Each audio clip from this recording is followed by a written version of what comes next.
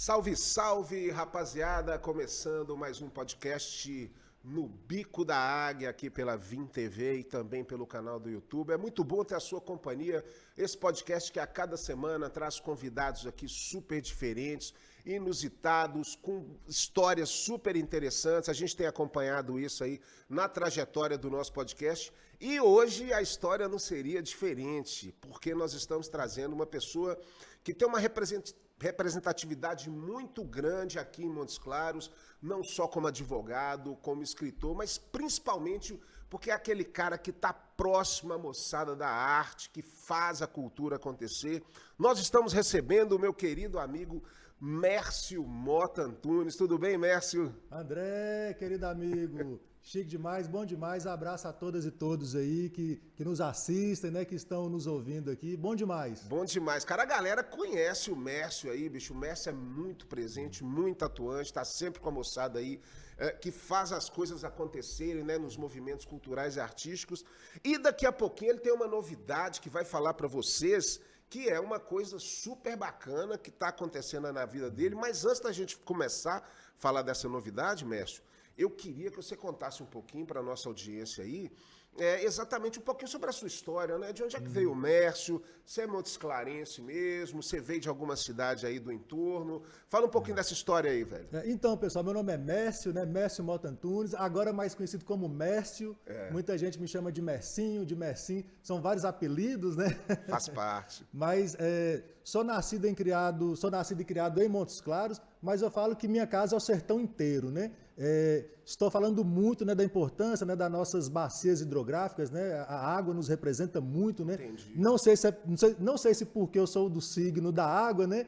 Mas eu Qual falo que é o assim, seu ó, signo? escorpião. Escorpião é da água? É da água. Ah, que legal. E eu falo assim, ó, eu sou nascido e criado em Montes Claros, mas minha casa é o sertão inteiro, né? Sim. Minha casa é o São Francisco, é o Jequitinhonha, é o Verde Você Grande. é um menino que, assim, que foi criado aqui em Montes Claros. Você era de onde aqui? Qual a região de Eu Montes sou, Claros? eu já morei, como diz, né? Já morei em tanta casa que nem me lembro mais, Nem me né? lembro mais, é verdade.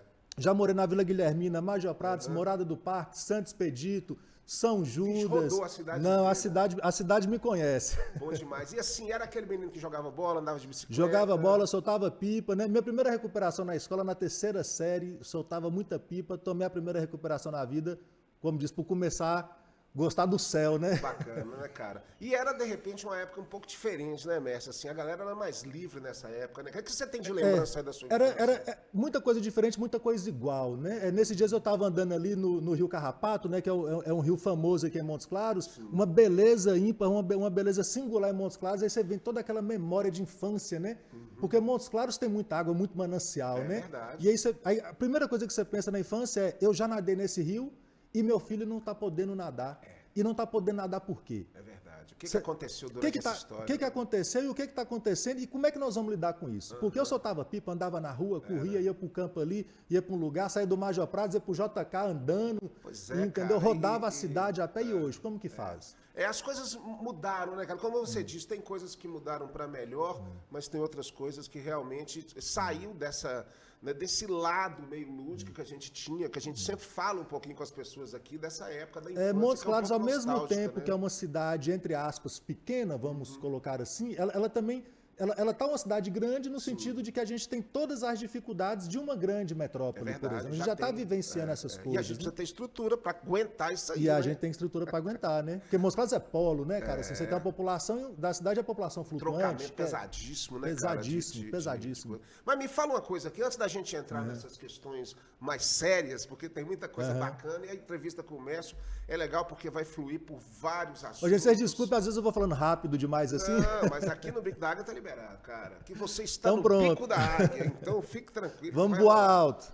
Aqui, você me comentou aqui no backstage um pouquinho com a gente que desde novo, de 14 anos, você já se aproximou da moçada que fazia alguma coisa acontecer de arte. Como é que foi essa sua ligação com essa moçada da música, da arte aqui? E quem você lembra, assim, no início, que você chegou mais perto de ver shows e acompanhar e tal? André, na verdade, eu sou uma pessoa da rua. Sim. Eu sou uma pessoa da rua porque a minha criação veio da roça. Pode crer.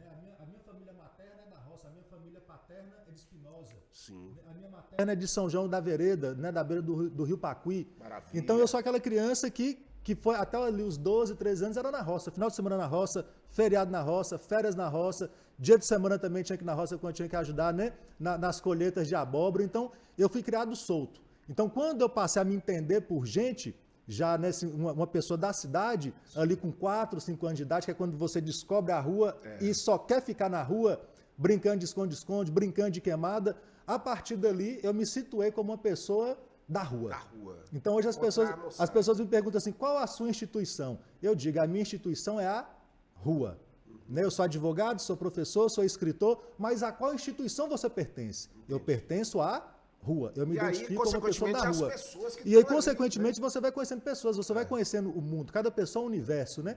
E aí, como diz, lugar de poesia é na calçada, aí você começa a conhecer as poetisas, os poetas, né? Os artistas, né? Você começa a se ver na cultura, não só ver a cultura, como a se ver na cultura, a se ver nos processos, né? Verdade. E aí a política, a arte, vai tudo se encontrando junto, né? Vai tudo junto. E aí, assim, você, com esse link aí, com essa moçada, participando, vendo muita coisa acontecer, mesmo porque Montes Claros é um caldeirão, né, cara? Um mesmo caldeirão. que as coisas, assim, infelizmente, não tem uma proporção maior para fora, mas aqui as coisas acontecem de uma forma muito forte, né?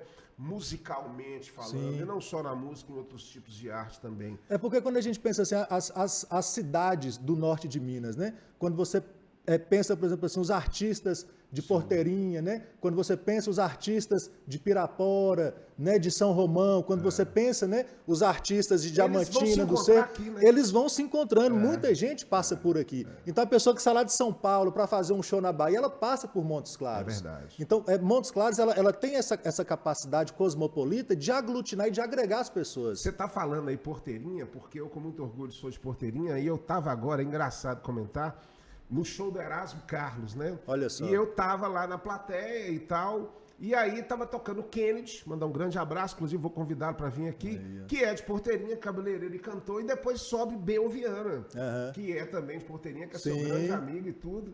E Nosso aí eu grande tava com o meu amigo Bel coletinho, os Viana. caras começaram a me chamar de Erasmo Carlos, por causa do meu cabelo grande. Eu falei, tá vendo como é que Porteirinha tá dominando essa área aí, velho? Mas lá a cultura é muito forte, realmente. Porteirinha é muito artista, né? Quando Muito a gente pensa, artista. Porteirinha, Coração de Jesus, sabe? Janaúba, a gente vai pegando assim, gente, Januária, Januária é fera. Pedra de Marias da Cruz, entendeu? Assim, é muita gente, Graças cara. a Deus, né, cara? É muita. Assim, Precisamos dar visibilidade, precisamos de gente lá em cima para dar visibilidade nisso aí, né, cara? E aquilo que a gente fala, né, André? É tanta potência, tanta gente criativa, tanta gente inventiva, que às vezes a gente pensa assim, o que que tá faltando? É verdade. Sabe, o que está faltando é acolhimento, o que está faltando é abrigo, o que está faltando é produção, o que está faltando é a gente ter um carinho com a arte, com a cultura, né? E deixa eu te perguntar, Messinho, você então, você toca alguma coisa? Você é artista? Faz alguma, tem alguma faceta artística assim? Não? Eu brinco com as pessoas que eu sou um fenômeno da música. Né? Porque tem 20 anos que eu toco violão e só sei tocar uma música. Ixi, Maria. Que música você toca? Tem uma que eu gosto muito de cantar, né? Que é aquela, eu acho que é do Carlinhos Brown, né? Meia Lua Inteira, né? Supapo, né? Assim. Show.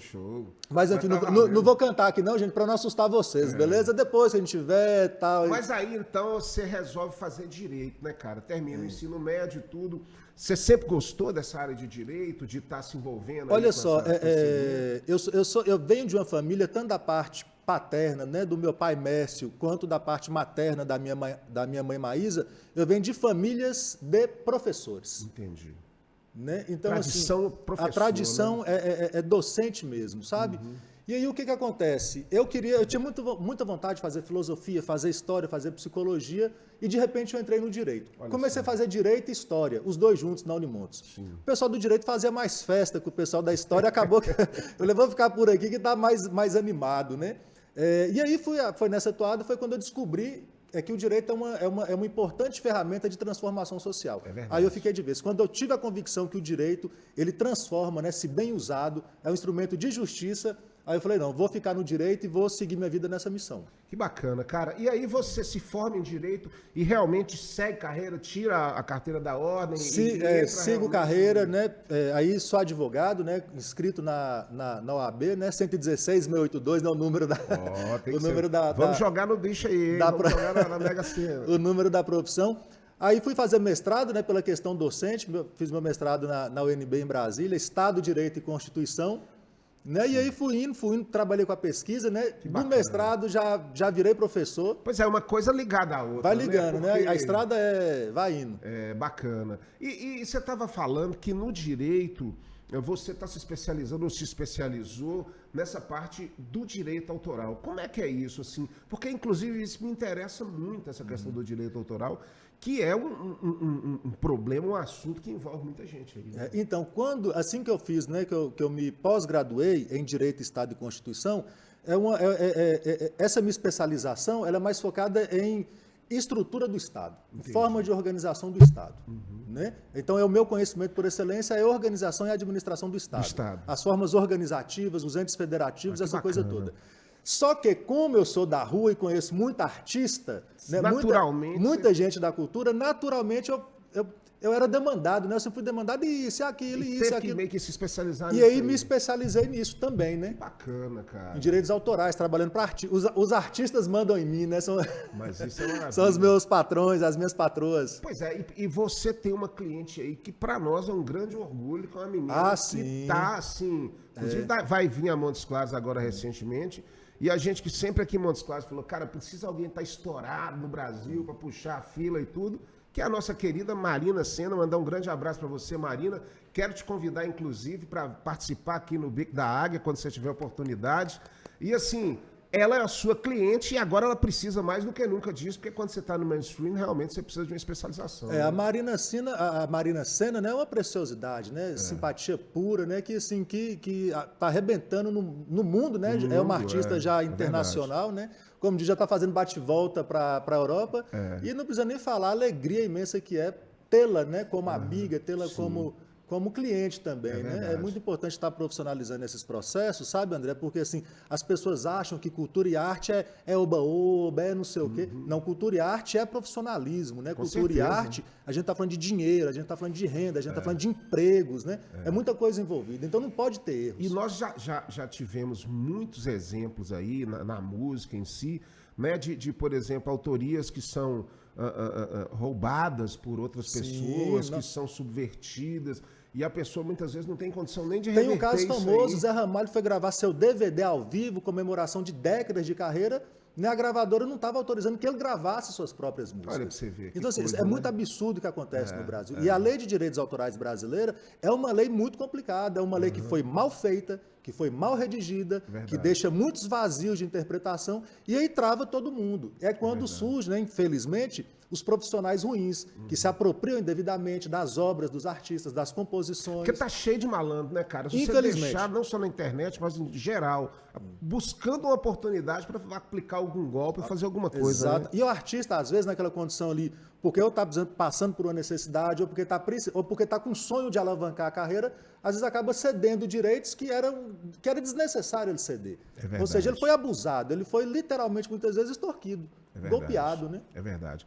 Ô, Mércio, então assim, você segue no direito, né, atuando e tendo seus clientes e tudo, mas a literatura também é uma coisa muito presente na sua vida, né? Inclusive, eu te conheço, cara, assim, vou confessar, logicamente a gente já se esbarrou várias vezes aí por esses bares da vida, né? por esse sertãozão aí, mas eu me lembro muito de você, eu acho que você estava recém-casado e a sua ex-esposa trabalhava em Santa Bárbara. E eu tocava muito em Santa Bárbara, eu fazia muitos shows em Santa Bárbara. Eu lembro de vocês lá, em Santa Bárbara, a gente se encontrando e conversando e tudo. Eu não sei se você tinha acabado de ter o menino. Sim, nosso filho Raul. O Raul, exatamente, era um nenenzinho ainda. Sim. E ali, cara, você já tinha me falado dos seus livros que você estava escrevendo. Como é que é a sua faceta aí de escritor? Qual foi o seu primeiro livro? Quantos livros você tem publicado? Olha só, eu tenho 4 livros publicados, sendo 3 livros físicos, né, o Direitos do Usuário, que eu publiquei, o meu primeiro livro publicado em 2016. Foi esse eu ouvi falar muito. Direitos do Usuário, né, que é um livro que eu trato, né, sobre a questão da política de drogas brasileira. Sim, claro. Né, depois aí eu fui para a ficção. Fui para a ficção já em 2017, 2018, e em 2020 eu publiquei meu primeiro livro de ficção, um livro de contos. Que legal, que é o Cruz Rosário e Outros Contos. Que bacana. Pela Sempre Viva Editorial, né? A querida Sempre Viva Editorial, do Vale do Jequitinhonha, Milho Verde, Minas Gerais. Depois eu publiquei o Útero Terra, também pela Sempre Viva Editorial. E depois eu publiquei um livreto, um e-book chamado Pacto Fascista Brasileiro, para a gente entender um pouco o fenômeno político brasileiro recente, sabe? Entendi. E esse é um e-book, ele encontra mais na Amazon. Na Amazon, Na né? Amazon. Bacana, cara. É uma história já que já está, né, se desenvolvendo. Nesse primeiro livro seu, O Direito do Usuário, você escreve, logicamente, como advogado, mas você aborda uma problemática que a gente observa já quase que sempre na história do Brasil, que tem muitas consequências, né, Mércio? Assim, as pessoas, eu acho que olham esse problema do tráfico, da droga, do usuário, de tudo que envolve esse processo de uma forma muito superficial. Os problemas são muito mais complexos e as consequências deles são muito maiores também, né? Quanto mais se a gente não tem uma compreensão plena de um dado assunto, sabe, André, a gente tende a cometer erros nas decisões políticas sobre aquele assunto. É verdade. Então, por exemplo, lei de drogas. Quando a gente fala lei de drogas, a gente está falando de maconha, a gente está falando de cocaína, de crack, mas a gente está falando de outras drogas também. Claro. Porque a lei de drogas, ela pune o uso não apenas dessa substância, mas o uso de qualquer substância usada indevidamente, inclusive remédios que são vendidos em farmácias. Com certeza, está tudo Ou seja, envolvido. está tudo envolvido. Então, a lei de drogas, ela não fala somente dessas drogas específicas, mas ela fala do uso indevido de qualquer droga, inclusive fármacos. Né? Então, a gente precisa de uma lei de drogas? A gente precisa de uma lei de drogas. Mais avançada, né? Mais Que avançada. Entenda. Eu penso que, veja bem, a relação de drogas com a humanidade, isso é uma coisa de toda a história da humanidade, exatamente pelas nossas deficiências, pelas nossas, né, assim, dificuldades no seguir da vida de cada indivíduo. E aí, muitas vezes, gera dependências químicas. Esse é o grande problema. E aí, o grande problema que deve ser combatido, na verdade, é a doença da dependência química, né? E as pessoas, elas querem combater outra coisa, porque as pessoas, elas não vão parar de usar drogas. Não vai apertar um botão e todo mundo vai parar de usar drogas. A mesma coisa de falar assim, vamos parar de beber cerveja. Lança essa lei aí para você ver o que acontece, entendeu? Então, você tem que entender o comportamento da humanidade para poder reger as leis ali em cima, né? Tem muita gente que fala assim, vamos acabar com as drogas do mundo. Isso é uma premissa humanamente inviável. As drogas, elas continuarão a existir. A questão é como a gente lidar com elas, como a gente conscientizar as pessoas sobre os seus males, como a gente educar nossos filhos, nossas filhas, entendeu? Porque quando você joga a coisa para o mundo da criminalidade, o tabu vence, a ignorância vence. Aí o traficante ele vai vender para criança, para gestante, para existir idoso. todas essas arbitrariedades, essas Você está absurdos, entendendo? né? Agora, quando você assume a responsabilidade pelo controle, né, dessas substâncias, que seja maconha, que seja outras substâncias, né, a gente pode falar da maconha, que é uma planta mais visibilizada, a gente tem que assumir a responsabilidade social disso e não ficar dependendo só daquela perseguição policialesca contra dependentes. Que é um discurso hipócrita, né? Assim, superficial, que vai tentar resolver a coisa na ponta só para mostrar uma imagem e tudo, mas o problema vai continuar profundo. Sim, ainda. e aí quando você projeta mal uma política pública, você acaba caindo nas arbitrariedades. E o que é que você vê hoje, por exemplo, em relação à política de drogas, o famoso combate às drogas, né? A guerra às drogas.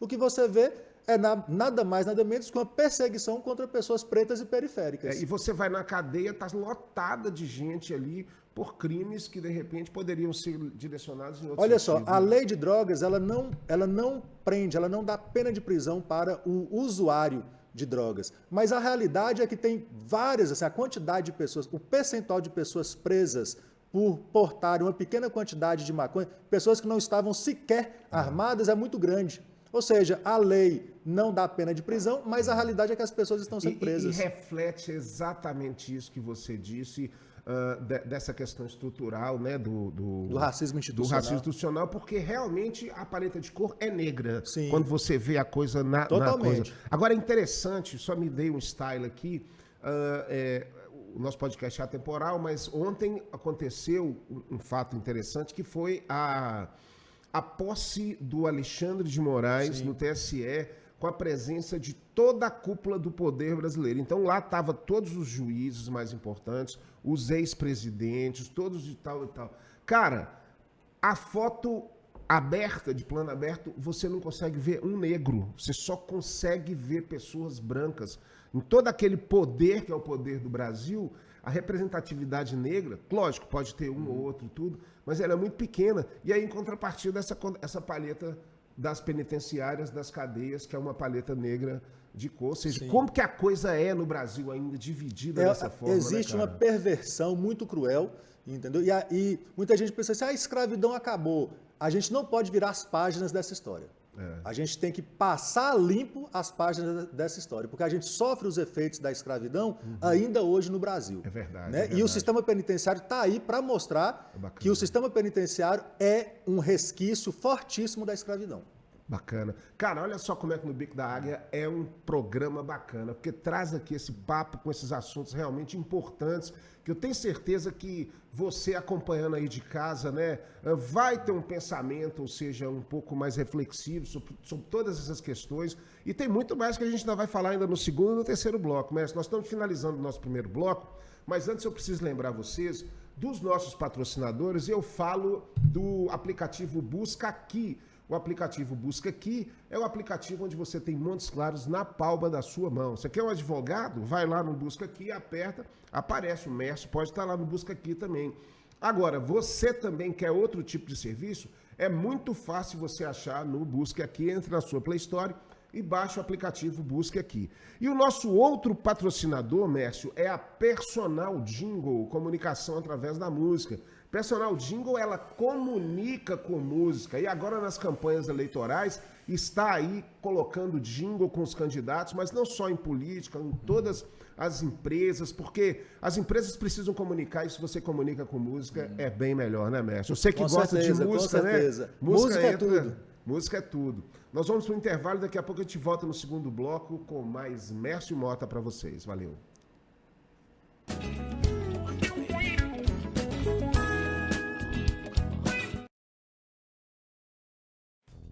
Ei, você é de Montes Claros? Então pare de perder tempo. Quando buscar por empresas e serviços, busca aqui. O Busca Aqui é da cidade e facilita a sua vida. Com apenas uma busca, você acha rapidinho aquilo que você procura. E o Busca Aqui é de graça. Não perca o seu precioso tempo. Quem procura, busca aqui.net.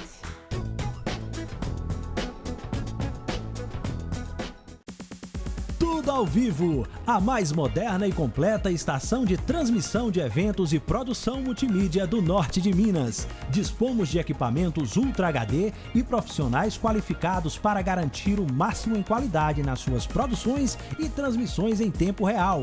Um moderno sistema multiplataforma permite que a sua audiência veja o seu conteúdo onde preferir, seja via TV, website, Facebook, YouTube ou qualquer outra mídia digital, você prepara o conteúdo e nós cuidamos de todos os detalhes para levar a sua melhor imagem para o mundo inteiro.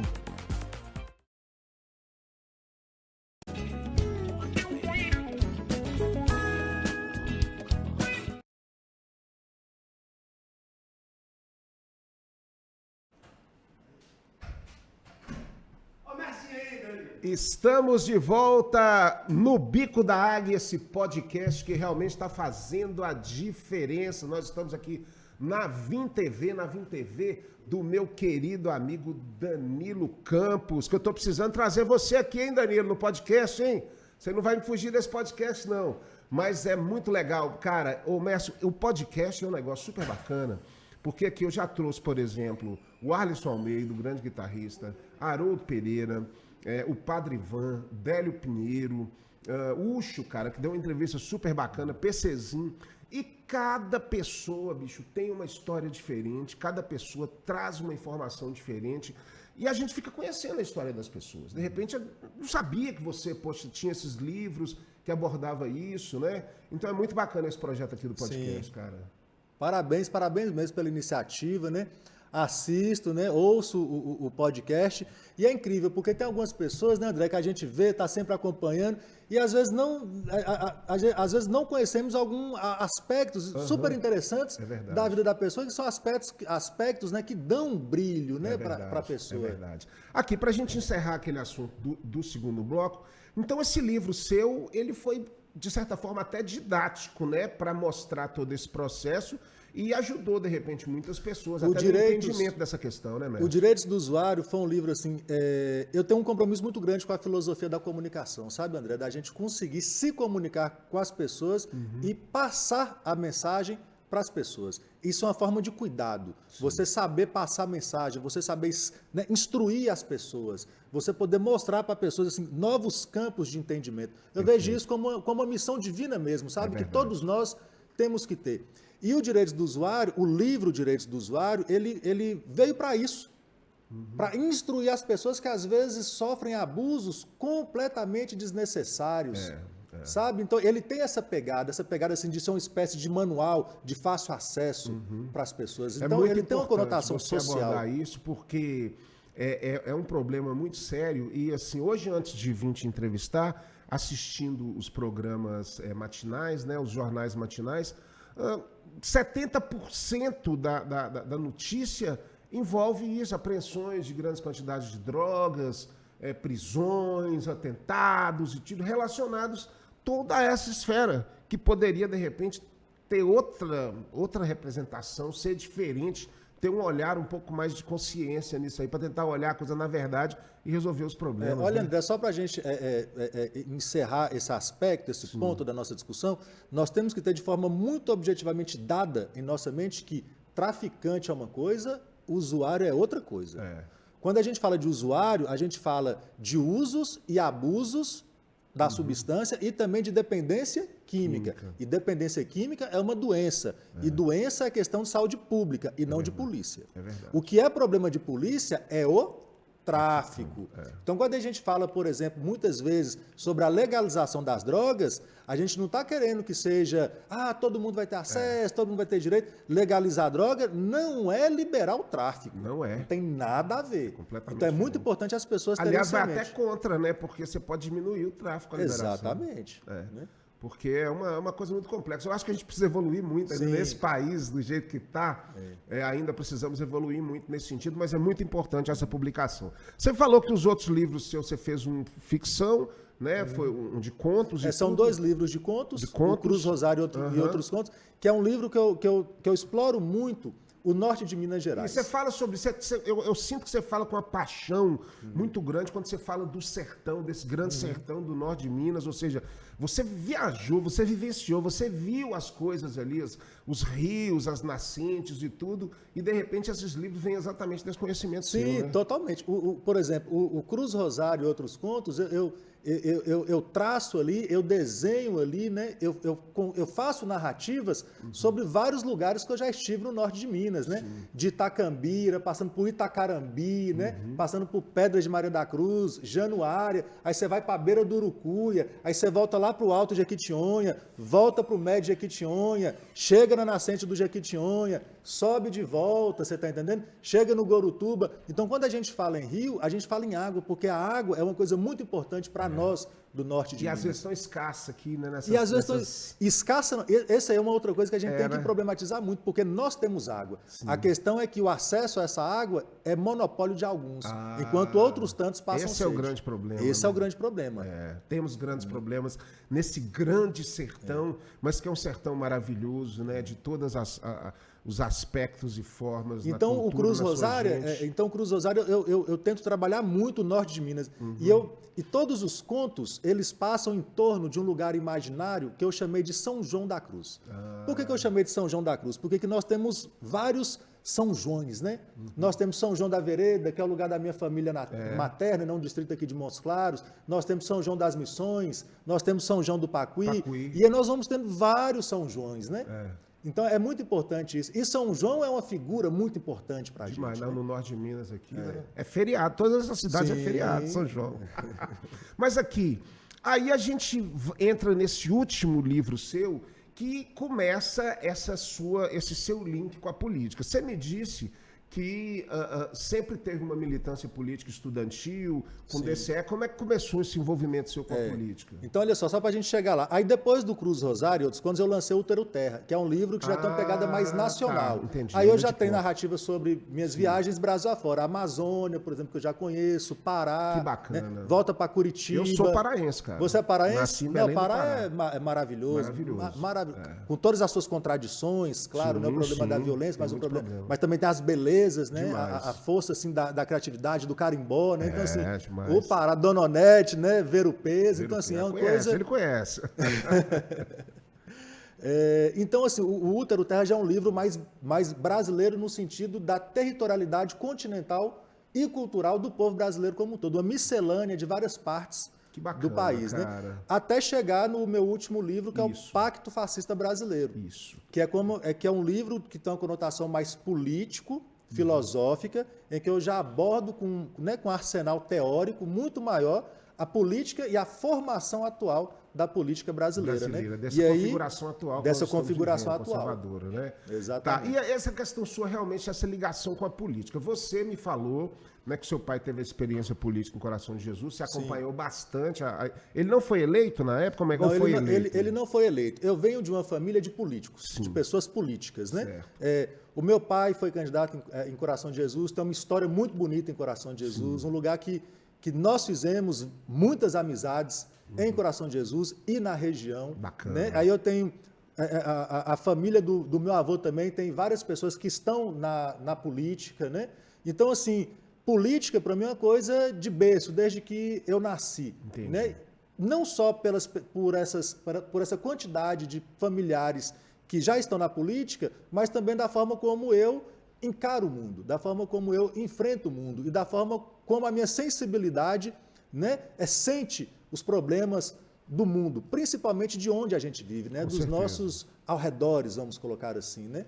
E aí você tem essa vocação política e, como você disse, na época estudantil você já se aí desde 12, 13, 14 anos já está na militância mesmo, né? Entendi. Ou seja, o que é a militância? É você estar dentro de uma organização, né? Por exemplo, no meu caso era da União da Juventude Socialista, a famosa UJS, né? Que era ligada ao PCdoB. Algum tempo depois eu saí do PCdoB, fiquei muito tempo desfiliado de partido, lidando com a política, né? Não partidária, mas lidando com a política, né? Bacana. E aí depois, já mais recentemente, eu me filiei ao PSOL e fui tocando a vida de forma, aí sim, partidária, né? Maravilha. E esse ano tem uma novidade, né? Que a galera que acompanha o Mércio aí, acompanha, né? Como escritor, como professor, que é mais uma faceta sua, que é a sua candidatura a deputado federal, não é isso? Isso. Deputado federal aqui pelo Norte de Minas, exatamente pelo PSOL. Eu queria que você, então, anunciasse isso pra gente aqui no Bico da Águia, essa sua candidatura aí, cara. A política é uma coisa que dá muita energia pra gente, né? Eu, particularmente, assim, a política é uma coisa que me anima bastante. Sabe, André, assim... porque sem a alegria, se a gente não transformar a nossa indignação e a nossa raiva em potência alegre para a gente colaborar e somar em alternativas e focar em soluções para o mundo, a gente não consegue andar muito. Né? Como diz a música lá do Skank, né? A nossa indignação é uma mosca sem asas. E a nossa indignação não pode ser uma mosca sem asas. Não pode. Né? A gente tem que pegar todo o nosso potencial criativo, nosso potencial inventivo, transformar isso em amizades, porque a política ela tem que ser um lugar da amizade. Né, André? Assim, a gente, para fazer política, a gente não tem que estar falando de política apenas, a gente tem que estar falando de amizades, a gente tem que estar falando de sentimentos, a gente tem que estar falando de afetos. Pois é, e é o interessante, né? E aí vai até de frente ao seu livro, seu último livro. O que a gente observa nesses últimos tempos agora no Brasil é exatamente o distanciamento dessa amizade. Assim, com esse radicalismo ideológico que a gente observou, e agora entramos mesmo na fase final, né, na reta final do jogo, no último estágio do joguinho, que é o fight geral, são famílias se desintegrando, são famílias brigando. Eu, inclusive, tenho uma música que eu lancei que chama Dispare, depois eu vou até mandar para você lá, ficou muito bacana, que fala, ficou tudo dividido por aí. Por causa desse problema, mas a gente precisa disparar balas de luz, colocar balas de luz na cabeça das pessoas para a gente juntar de novo. E você me falando que a política é a união, é a amizade. Como que a gente encara esse momento, então? Olha, primeiramente é ter muita paciência. As pessoas, André, a gente não tem a mesma compreensão da realidade, a gente sente a realidade de forma diferente. Então, uma pessoa que é abusada, uma pessoa que é violentada, ela vai ter uma compreensão da realidade daquela pessoa que é privilegiada. Né? Por isso que a gente tem que ligar ao máximo o botão da compreensão. Né? Todos nós temos uma compreensão, a gente não pode deixar no volume baixo, a gente tem que pegar a nossa compreensão e aumentar o volume, ampliar, abrir aquilo, sabe, para a gente conseguir estar recebendo o mundo, estar recebendo as demandas, estar recebendo as necessidades e entender essas necessidades a partir de quem está sentindo elas. Porque as pessoas estão angustiadas, as pessoas estão sofrendo, as pessoas... E o pior, assim, as pessoas estão desacreditadas. E às vezes a gente vê assim, a quantidade de suicídios de pessoas com depressão, muitas vezes é fruto do sistema. E nós entramos num momento assim que parece que foi aquela, na parte da astrologia, parece que é quando junta tudo numa coisa só, que junta pandemia, né, que foi um momento drástico aí da humanidade, com um governo também direcionado num sentido mais conservador da coisa, que gerou essa cisão, ou seja, que gerou esse embate entre as partes, que é algo que a gente não via antes. Né? Olha, André, a pandemia... ela foi gravíssima, gravíssima, gravíssima, gravíssima, porque nós perdemos renda, nós adoecemos psicologicamente, as crianças, tem muita criança que está começando a sair na rua agora, criança de 3 anos de idade, não conhecia a rua, não conhecia as praças, não teve socialização, você está entendendo? Quem tem filho pré-adolescente como eu, dentro de casa, as pessoas começaram a ter crise nervosa. Então a gente vai ter que gerenciar também na política os efeitos psicológicos da pandemia, os efeitos financeiros da pandemia. Então a pandemia trouxe para a gente, vamos dizer assim, uma bagagem de problemas e nós vamos ter que lidar com ela de forma inteligente, de forma parcimoniosa. A gente não pode ter destemperos, porque tem político que apela, que faz, então dane-se. Não é assim que você conduz a política. Se trata de pessoas. Né? Política é lugar de pessoas que possuem grandeza, que possuem paciência, que possuem amor. Não se faz política sem amor. E quando a gente fala em amor, é a gente, de fato, olhar para as pessoas com carinho e não excluir ninguém do processo de decisão política. E você acha que, na configuração que a gente observa hoje, e principalmente que é muito refletido nas redes sociais, onde a pessoa ela acha que pode falar tudo e fazer tudo e tornar aquele grande plenário, é possível ainda, ou seja, algum tipo de entendimento entre essas partes para que essas pessoas que eventualmente são tão radicais a ponto de não aceitarem o que é oposto a elas, entender que é preciso estar junto disso para um projeto maior? Olha, André, assim, como diz, é muito importante a gente ter uma educação voltada para o entendimento, principalmente das coisas difíceis do mundo. Então a gente tem que passar para as nossas filhas, para os nossos filhos, desde pequeno assim, como lidar com as dificuldades do mundo. E o mundo é cheio de dificuldade. E a primeira lição que a gente aprende dentro de casa, eu tenho certeza que todo mundo que está nos assistindo, que está nos ouvindo aqui, recebeu essa lição. Seja humilde. Porque o princípio do conhecimento e da sabedoria é a humildade. Então, quando você vai para o Facebook, para o Instagram e chega batendo boca, impondo sua verdade, impondo o que você acha que é certo, você não está sendo humilde. E quando você não tem humildade, você não consegue aprender. Então, as pessoas que não são humildes, elas nem conseguem aprender e elas nem conseguem ensinar. Então, se você quer aprender alguma coisa, tem que ser humilde. E se você quiser ensinar, você tem que ser humilde. Então, quando você se propõe a ensinar algo, a primeira questão que você deve se colocar é: eu estou sendo humilde? É isso que as pessoas têm que parar a pensar, sabe? Entendi. É isso. E por que você quer ser, então, deputado federal? O que você pretende, enquanto eleito, tá fazendo lá na Câmara Federal? Porque o que nós sabemos, né? E nós já tivemos aqui 2 candidatos, eles não podiam falar ainda que não estavam no período de eleição, que foi o meu querido amigo Délio Pinheiro, que está aí em campanha, e o meu amigo também, Vitor Hugo, que é um cirurgião plástico, que está lançando sua candidatura também, que esteve aqui no Bico da Águia. Cada um falou, assim, por que queria estar ali, né, colocando o seu nome à disposição para uma situação que bagunça a vida da pessoa, né, cara? Coloca a vida da pessoa de cabeça para baixo, você tem que ter uma dedicação completa e total. Por que você quer ser deputado federal? Olha só, sempre quando a gente pensa em entrar para a política, a gente tem que pensar em um projeto de política que sempre é um projeto de poder. Então, todo político, toda pessoa, homem, mulher, seja quem for, que fala assim, eu vou entrar para a política, ela está querendo um projeto de poder. Sim. Isso pode ser bom, isso pode ser ruim. Porque quando a gente fala em poder, a gente está falando em tomar decisões para a coletividade, sim, para o bem comum. Então, essa é a primeira coisa. Então, assim, então a primeira pergunta que eu me fiz, eu quero me doar, eu quero doar o meu tempo de vida, o tempo que eu poderia estar com meu filho, que eu poderia estar com os meus amigos, que eu poderia estar com a minha família, eu vou ter que sacrificar muito desse tempo. A primeira coisa é, eu quero isso? É isso que a gente tem que fazer. Você tem que fazer essa pergunta para você Porque mesmo. isso, tudo vai estar ligado a isso. Então, a partir do momento que eu falo assim, realmente, tem uma coisa me chamando. E isso não é uma coisa tão racional quanto a gente pensa. Porque a política, você vai entrando para ela e quando você vê, você já está. Como é o meu caso, por exemplo, que eu estou na política, né, como a gente falou, desde os 14 anos. Sim. Então, eu sempre me coloco como político. Eu não me coloco como o empresário que está entrando para a política agora, entendi, o professor que está entrando para a política agora. Você já se posiciona como político. Eu não tenho vergonha de falar que eu sou político, que eu sou ativista político, que eu tenho protagonismo político há muitos anos. Entendi. Apesar dessa ser minha primeira eleição, eu não sou uma pessoa inexperiente. Você já estava colocando o seu nome ali à disposição. Ao contrário de Tiririca, eu sei muito bem o que faz um deputado federal. Entendi. Muito bem.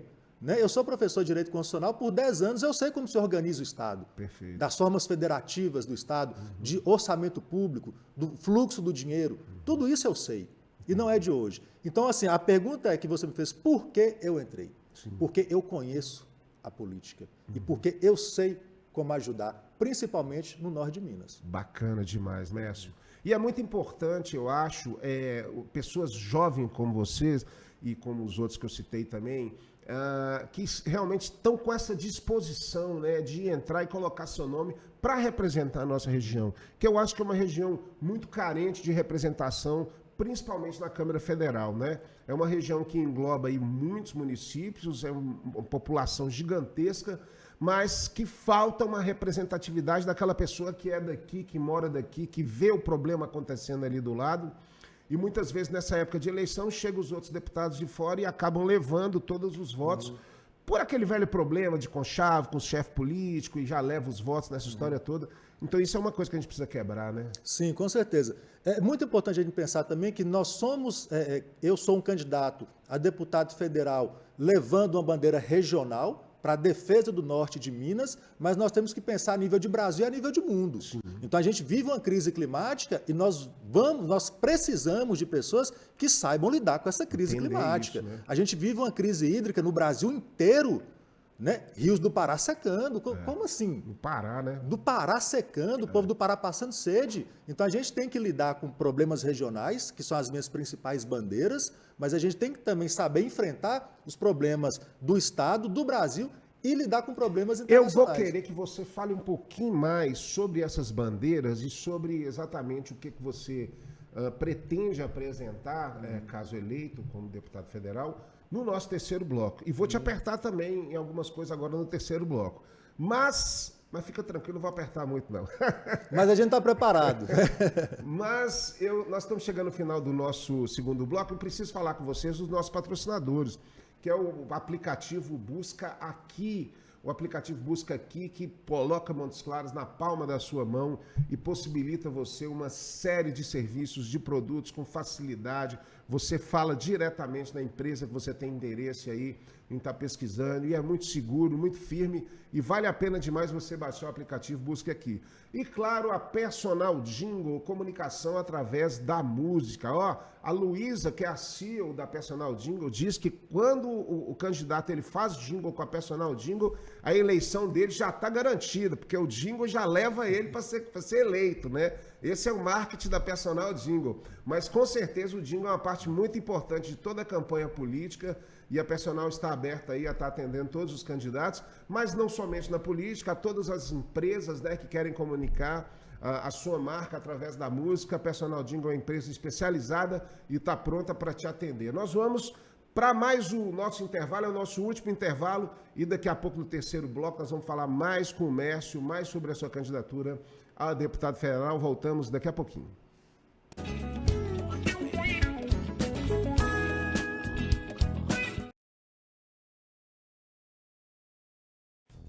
Ei, você é de Montes Claros?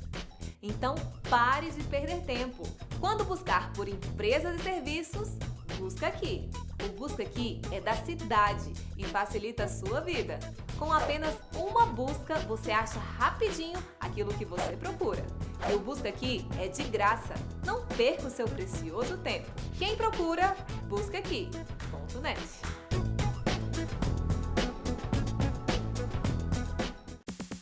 Tudo ao vivo, a mais moderna e completa estação de transmissão de eventos e produção multimídia do norte de Minas. Dispomos de equipamentos Ultra HD e profissionais qualificados para garantir o máximo em qualidade nas suas produções e transmissões em tempo real. Um moderno sistema multiplataforma permite que a sua audiência veja o seu conteúdo onde preferir, seja via TV, website, Facebook, YouTube ou qualquer outra mídia digital. Você prepara o conteúdo e nós cuidamos de todos os detalhes para levar a sua melhor imagem para o mundo inteiro.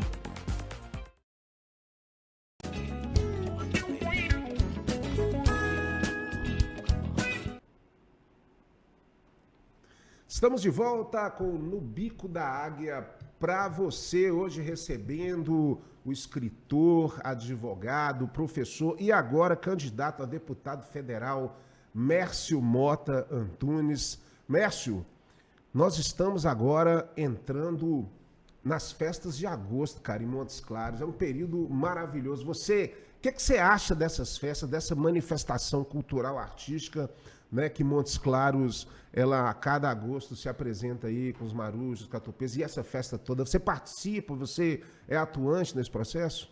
Olha só, eu sou atuante. Não que você falou festa de agosto, agora vai entrando nessa época, a gente chega a dar uma arrepiada, assim, né, porque, cara? Para mim, no meu caso, é o grande momento do ano, né? É a grande, sabe assim, a grande transição.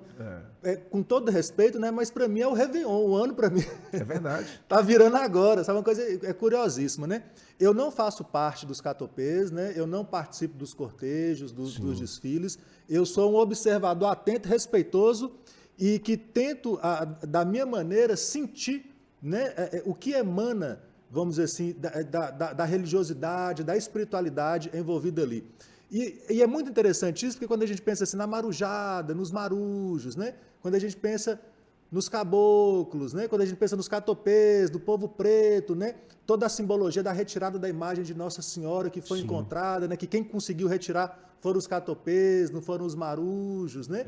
Os marujos eram os brancos, né? Vamos colocar tem assim. Tem essa representatividade em tudo. É uma representatividade de fé muito grande, muito grande. E quando eu falo assim, que quem retirou foram os catopês, não os marujos, a gente fala com todo respeito, claro, né? Na questão os marujos fazem parte total. Todos, essa é uma coisa belíssima, uma coisa lindíssima, né? E uma coisa que renova a nossa fé, que renova a nossa alegria. Muito embora a gente perceba também as dificuldades, as dores, porque no Brasil nós temos esse problema, que é o problema da contradição. Ao mesmo tempo que você vê os catopês com aquela manifestação belíssima, você vê a dificuldade que o pessoal está passando, a dificuldade que eles passam para conseguir fazer aquilo, sabe assim? É praticamente uma festa que a gente, por mais que você vê a alegria, você não consegue deixar de ver, vamos dizer assim, eu não queria chamar de sofrimento, mas você vê ali que tem muita garra, muito suor e muita força para aquilo sair. Não é fácil. E faz parte da origem, né, desse povo. Assim, você falou uma coisa interessante, e eu trouxe recentemente aqui o Ucho, que é sobrinho do Darcy Ribeiro. Nós falamos muito do Darcy Ribeiro e falamos muito do povo brasileiro. E o povo brasileiro, que é o nome de um dos livros do Darcy, é essa mistura, cara. Essa mistura louca que existe, que só nós temos, que consegue criar esse caboclo, que é esse super-herói, né, cara? Esse brasileiro que passa por essas dificuldades, mas consegue realizar as coisas, né? Sim, totalmente assim. Eu acho muito delicado a história vamos chamar assim, da miscigenação brasileira, porque a nossa diversidade, ela é uma diversidade que foi muito cruel. Sim, cruel. Né? Porque quando a gente fala assim do embranquecimento, né? Das mulheres pretas estupradas, de toda a política do embranquecimento que foi dada numa democracia racial, mais uma vez aquela história do Brasil, né? Tem tanta beleza na diversidade e tanta crueldade.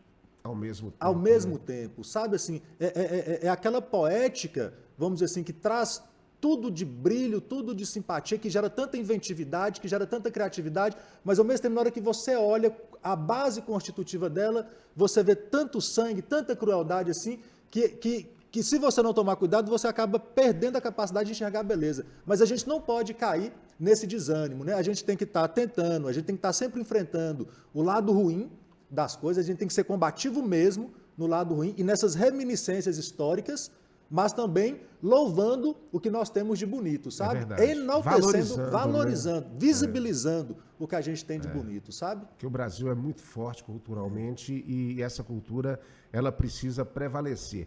Vamos voltar um pouquinho na política e você, como disse até no seu histórico, você tem meio que uma militância mais à esquerda, logicamente, você foi desses partidos, do PCB e tudo, e o PSOL é um partido também que ele é posicionado à esquerda.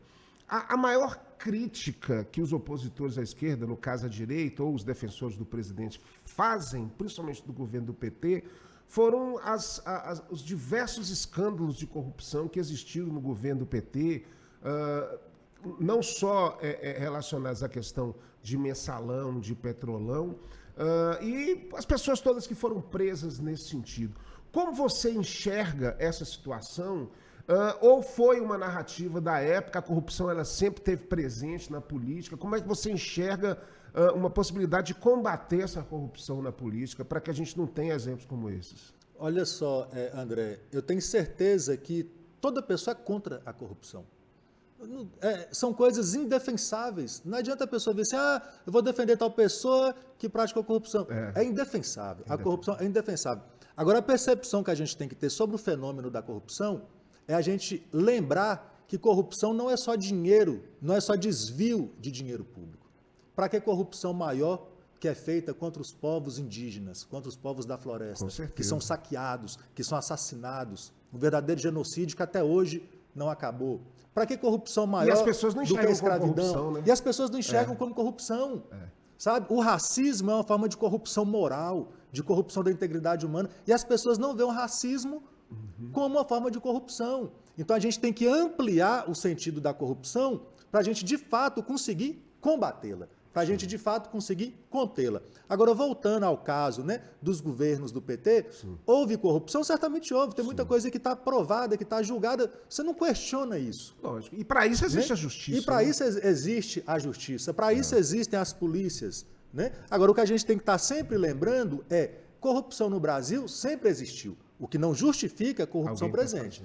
O que a gente tem que pegar vamos pegar o passado, aprender com ele e a partir de agora fazer diferente. Eu acho. Esse é o princípio.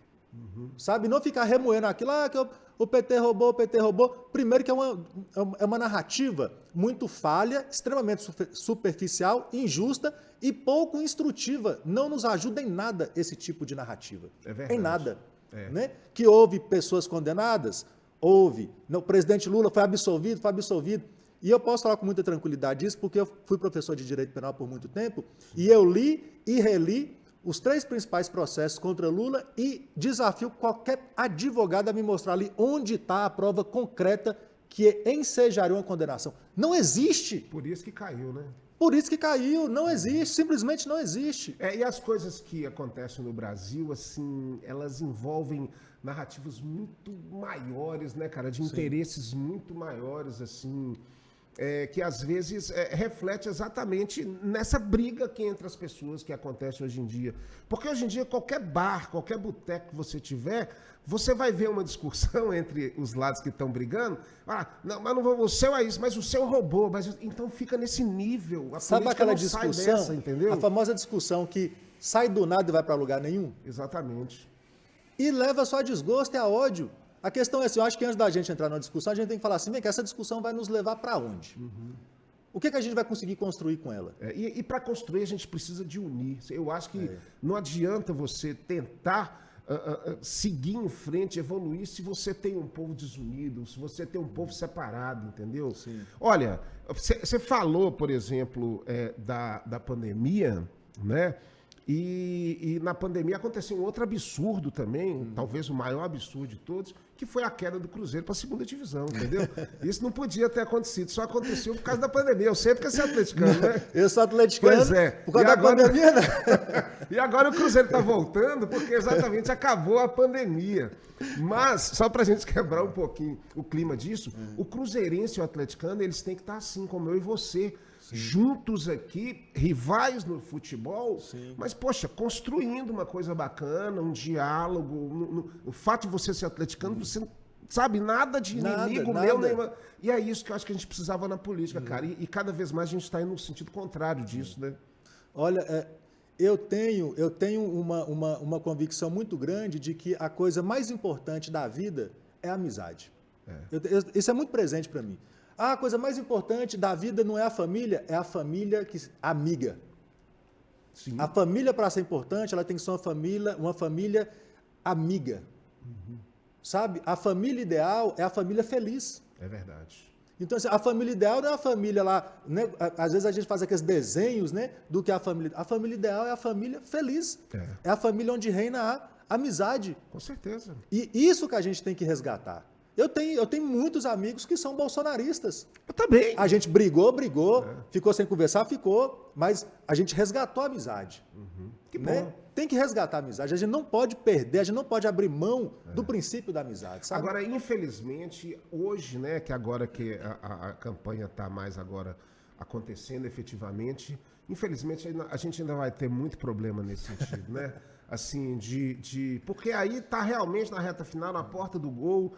E aí eu acho que é bom até evitar, porque não precisa, né? De repente você querer ir brigar, discutir, você sabe que o cara vai falar, o outro também sabe que vai falar. A gente tem que focar. Eu acho que vai gerar briga, né? Tem que focar no problema. Se você sabe que aquela discussão não vai levar a nada, não entra. Não entra, assim, pra que ficar batendo boca, sabe? Porque ele te tira paciência, te esse tira caso paz. recentemente que aconteceu do cara que foi assassinado lá em São Paulo, um tiroteio bobo, porque o outro chegou provocando, e o outro atirou, e o outro foi atirando, e, pô, morreu um. O Maurício Arruda, em Curitiba, também, né? Que estava no aniversário dele. Você se refere a esse, não sei? Não, eu me refiro de Foz do Iguaçu, que o petista morreu, estava comemorando seu aniversário. Exatamente. E chegou um outro que é bolsonarista e começou a provocar e tudo mais e tal, e depois chegou armado, começou a atirar, e foi uma tragédia, né? Porque o cara morreu e o outro tá... Olha, foi interessante você falar isso, só voltando aqui, é um link muito importante. No Cruz Rosária, a principal coisa que eu abordo é o medo. E nos últimos anos, o povo vem vivendo com muito medo. O Brasil sempre foi um lugar do medo, porque o Brasil sempre foi um lugar da violência. E é muito importante a gente não perder de vista, André, que muito embora os últimos 4 anos estejam sendo terríveis, o Brasil nunca foi mil maravilhas. Né? Porque o pessoal da perifa, né? Os povos pretos, os povos da floresta, eles estão vivendo o fim do mundo há 500 anos. Há muito tempo. Então, quando a pessoa fala assim, porque nos anos 70 minha vida era uma maravilha. Era maravilha para quem era privilegiado. Porque nos anos 40 a vida era uma maravilha. Era uma maravilha para quem era privilegiado. O que a pandemia e o atual presidente mostrou é que até mesmo os privilegiados foram levados para o ralo da dor. Porque antigamente a classe média não sofria tanto. Agora que a classe média passou a sofrer também, o Brasil está muito ruim. Realmente, está muito ruim, está péssimo, está horroroso. Só que nunca foi mil maravilhas. E a gente tem que, né, enxergar isso em retrospecto para a gente entender que a gente tem um compromisso de transformar não só o que a gente perdeu nos últimos 4 anos, mas inclusive para colocar em jogo o que a gente nunca teve. Eu penso assim, nós estamos vivendo um momento que eu que sou roteirista também de cinema, fica até com inveja do que o destino nos propõe de acontecimentos, porque nem o melhor roteirista a nossa realidade acabou com a ficção. Acabou com a ficção, porque o que aparece a cada dia de coisa, nem o melhor roteirista consegue, e realmente é imprevisível o que vai acontecer. Mas você acredita que numa possível derrota do Bolsonaro, principalmente no segundo turno, porque eu acho que melar uma eleição no primeiro turno, com todos vocês eleitos, você eleito, os senadores, todo mundo eleito, e você querer questionar por causa dessa retórica aí da urna de papel, né, da urna que não é eletrônica e tudo, né, de descredibilizar o voto eletrônico, Mas a primeira eleição, no primeiro turno, você elege muita gente, então é difícil você querer questionar isso. Sim. Mas no segundo turno é um contra o outro. Você acha que existe risco realmente de uma possível derrota do Bolsonaro e ele melar o processo democrático por essa proximidade? Ou você querer fazer alguma coisa parecida com o 64 aqui? Olha, hoje a preocupação que tem que ser grande é contra o terrorismo. A gente acha que não, não, vai perder, vai reclamar. A gente tem que ter um cuidado muito grande com o terrorismo. Porque quando o adversário ele joga sujo, ele não está nem aí. Você está entendendo? E a gente tem um presidente que já demonstrou que ele não está nem aí. Ele não está nem aí. A gente viu isso com as vacinas, a gente viu isso na gestão da pandemia, a gente vê... O cara defendia, bandido bom é bandido morto, aí você pensava o quê? Que o cara pelo menos ia investir nas polícias. O cara não investiu nas polícias. Não investiu. O cara só liberou arma. Arma para quem? A polícia está com armamento novo? A polícia não está com armamento novo. Ou seja, quem está comprando arma? Não é o pobre. Quem está comprando arma é só o rico. Você está entendendo? Então, assim, o que a gente precisa, primeiramente, entender? Que há risco das coisas, vamos dizer assim, da gente ter um trauma coletivo nessas eleições, existe esse risco. Então, a gente tem que ter uma vitória de primeiro turno para a gente acabar com esse risco. Você está entendendo? Porque o que acontece? Quando a gente pensa em segurança pública, a gente não pode pensar só em polícia. A gente tem que pensar em várias outras instituições que estão envolvidas. E todas as outras instituições, principalmente de seguridade social, de educação e de cultura, foram destruídas. A própria polícia foi ainda mais sucateada porque deu alguns benefícios previdenciários para a polícia, mas não aumentou as condições, não melhorou as condições de trabalho, né, da polícia. Ou seja, então a segurança pública também está muito defasada. Ou seja, nós, o povo brasileiro hoje, em relação à segurança, nós estamos à míngua. É um problema Então, sério. Acontece, as milícias estão tomando conta. E esse é um grande risco. tomou conta do Rio de Janeiro. E esse é o grande... Que tomou conta do Rio de Janeiro em termos assim, né, de proporções absurdas, mas que já existe no Brasil inteiro. Já, o mesmo processo, né? O mesmo processo. Você está doido. Então, acontece. Então, se, por exemplo, no enfrentamento, né, Lula, Bolsonaro, aquela coisa toda, as milícias assumirem, quem é que vai estar do lado do povo?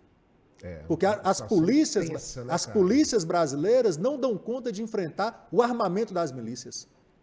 E tem toda essa questão de querer voltar num período que foi outra época, foi 1964, que os militares entraram, tiveram uma ditadura aí de muitos anos. Ou seja, o Brasil não pode passar por uma situação dessa novamente. Não pode passar por uma situação dessa, além de todos os seus problemas culturais, escolares. Uma ditadura, ela, antes de tudo, ela empobrece o povo. Claro. Financeiramente, economicamente, culturalmente. Sempre que a gente sai de uma ditadura, a gente sai pobre, a gente sai sem dinheiro, a gente sai quebrado, a gente sai falido. E as pessoas têm que entender isso. Porque se a pessoa não vamos para uma ditadura, que na ditadura todo mundo pelo menos fica rico. Não fica todo mundo mais pobre. Agora, uma coisa interessante, Mestre, que essa eleição também vai ser cada vez mais a eleição das redes sociais, a eleição da internet, a eleição de chegar nas pessoas através dessas novas tecnologias. E neste processo, o pessoal do presidente, eles são muito engajados. Eles são engajados até de uma forma além do profissional, né? Assim, dessa questão mesmo direta, assim. E nesse plenário, cara, o que você acha que vai acontecer nesse plenário das redes digitais? Ou seja, o fake news, que é uma coisa muito comum nessa política, onde a gente viu o ministro falando que não vai permitir o fake news. Mas esse um mês e pouquinho vai ser de grande coisa acontecendo aí na política, né? Olha, André, você é da comunicação, né? Você é professor, você pode falar isso assim melhor do que ninguém. Mas eu, como escritor, é muito mais fácil você falar de coisas ruins do que de coisas boas. Se você virar para a pessoa e falar assim, tal pessoa acabou de matar outra ali na esquina. Vai gerar um interesse. A pessoa já fica interessada na hora. Agora, se você for falar, tem tal pessoa ali que está fazendo um projeto social bacana, não sabe, a pessoa, beleza. É a velhinha regando as begônias. Realmente isso não interessa Então, a ninguém, quando o assunto envolve sangue, envolve raiva, envolve ódio, aquilo, sabe assim, parece que excita as pessoas. E tem um certo sadismo nisso. Verdade. Você está entendendo? Tem. Então, tipo assim, o discurso do ódio, ele é um discurso sedutor. Isso vem do Coliseu, lá de Roma, essas coisas todas. A galera ia lá para ver os leões comendo, os romanos. Então, assim, uma mensagem que nós temos que passar para as pessoas é, gente, vamos, né, ter mais ânimos e mais recepção para as notícias boas. Vamos focar mais Fazer nas notícias boas. acontecerem, né, cara? Ah, eu tenho uma desgraça aqui para te contar. Não quero saber, não. Entendi. Quero saber se eu puder ajudar. E nós temos que poder ajudar. E a gente tem que estar sensível com as notícias ruins, claro. A gente não pode deixar, né, de ver o mundo, porque o mundo é repleto de notícias ruins, e nós temos que encará-las e enfrentá-las. A própria imprensa, você liga o jornal, ele só te dá notícia ruim, porque aquilo é um fato, uma notícia aí, né? Mércio, nós estamos chegando, cara, no final já do nosso podcast. Você viu como é que passou rápido? Cara, impressionante. Quando a prosa é boa, né? A gente vai falando e tudo, e a gente vai chegando. Eu queria, nesse momento final, que você falasse um pouco para a nossa audiência, para os nossos telespectadores que acompanham a gente pelo Canal 20 e também pelo YouTube, fazendo exatamente esse convite, né? A estar te acompanhando nessa campanha, que é uma campanha curta, mas que você aí tem todos os meios, né, aí para estar chegando nas pessoas com a sua mensagem, que fizesse esse convite, aproveitar o Bico da Águia aqui, para fazer aí. Hoje parece que é meio que o lançamento da sua campanha, né? Então você já aproveita para convidar o pessoal aí. Então, pessoal, fica o nosso convite para acompanhar a campanha do 5011, né, MES para Federal. E quem quiser saber mais das nossas propostas, siga-nos no Instagram, né? Lá nós vamos ter bastante conteúdo. Sempre lembrar o seguinte, pessoal, minha primeira grande bandeira, são 5 na verdade. Uma não exclui a outra e uma não é mais importante que a outra. Mas nós temos que partir sempre da segurança. A gente não consegue viver com medo. O medo atrapalha as pessoas. Então nós temos que investir em segurança. E quando a gente fala em segurança, é seguridade social também, é aposentadoria, é SUS, é polícia qualificada e melhorada, né? Para a gente conseguir ter o quê? Para a gente conseguir ter renda. Porque quando a gente tem segurança, a gente consegue trabalhar melhor, a gente consegue ter mais renda. E para a gente ter renda, a gente precisa de políticas públicas muito específicas. Por exemplo, hoje uma pessoa que ganha R$ 4.600, R$ 4.700, ela paga 27,5% de imposto de renda. É um absurdo. É um absurdo. Uma pessoa que ganha R$ 5.000, ela tinha que ter isenção de imposto de renda. E uma das nossas bandeiras é essa, fazer isenção do imposto de renda para toda pessoa que ganha até 6 salários mínimos. Isso é plenamente viável. É verdade. Plenamente viável, desde que a gente consiga colocar progressividade no imposto de renda de quem ganha muito. Porque tem gente aí que ganha R$ 500.000 por mês, R$ 1 milhão por mês. Mesma, né?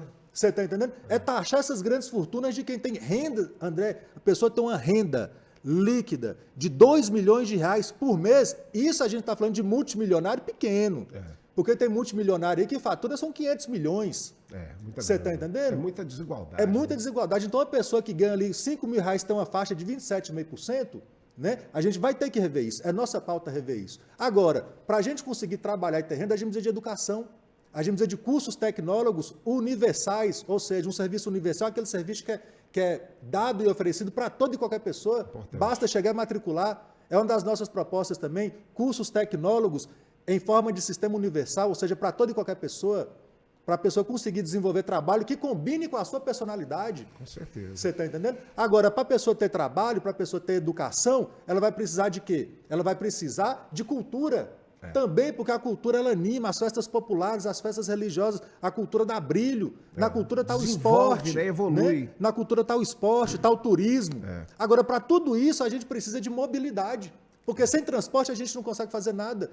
E para isso aí, André, eu chamo muita atenção para as pessoas. Se o norte de Minas Gerais e Minas Gerais não passar a ter uma linha ferroviária que conecte, que integre todas as regiões do estado, não vai ter transporte que dá conta. Não vai, porque... Tem que ter linha ferroviária. As E essa é uma estradas das não nossas vão principais suportar. bandeiras. Que bacana, cara. Eu vejo que você é um jovem ainda, com bastante disposição, preparado, com um discurso realmente coerente com tudo que você já viveu. E assim, acredito que o sonho a gente sempre tem que acreditar, cara. A gente sabe que a estrada é muito difícil, a política é muito difícil, precisa de muitos votos. Mas você, eu acredito que está no caminho certo, Mércio. Eu acho que você tem grandes chances, sim, de se conseguir chegar com essa palavra sobre o seu discurso e sensibilizar as pessoas. Com certeza a gente vai estar gravando aí um novo Bico da Águia aí, mas com você, já deputado federal. É o que a gente espera, não só para o Mércio, mas para todos os candidatos aqui do norte de Minas que estão participando aí dessa campanha, porque nós precisamos cada vez mais ter representantes que olhem aqui por nossa região e façam toda essa região desenvolver. Eu, antes de te agradecer, eu queria estar falando um pouquinho mais sobre os nossos patrocinadores, agradecendo a sua presença aí, que acompanhou a gente aqui no nosso podcast, falando um pouquinho do Busca Aqui, que é o nosso patrocinador, o site, o aplicativo de buscas, e da Personal Jingle. E lembrando a você que tem uma empresa, você que quer anunciar, você que quer colocar sua marca aqui no Bico da Águia, entre em contato com o Bico da Águia e a gente pode fazer uma proposta de anúncio para você, porque nós estamos abertos aí para receber os nossos anunciantes. Mércio, um grande prazer, cara. André, querido, que alegria, viu? Que alegria, que alegria. Muito feliz. Boa sorte na sua caminhada. Muito obrigado. Boa sorte na sua campanha. Eu tenho certeza que você vai colher bons frutos disso aí. A gente espera. Vamos que vamos, tamo junto. Você eleito aí já na próximo encontro nosso aí. Vamos estar sim, com certeza. Bom? Ó, a gente vai ficando por aqui e na semana que vem tem mais um super convidado para você aqui no Bico da Águia. Então, um super beijo e até lá.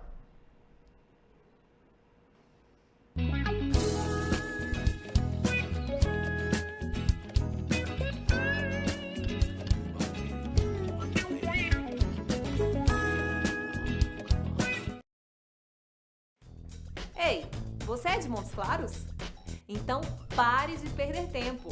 Quando buscar por empresas e serviços, busca aqui. O Busca Aqui é da cidade e facilita a sua vida. Com apenas uma busca, você acha rapidinho aquilo que você procura. E o Busca Aqui é de graça. Não perca o seu precioso tempo. Quem procura, busca aqui.net.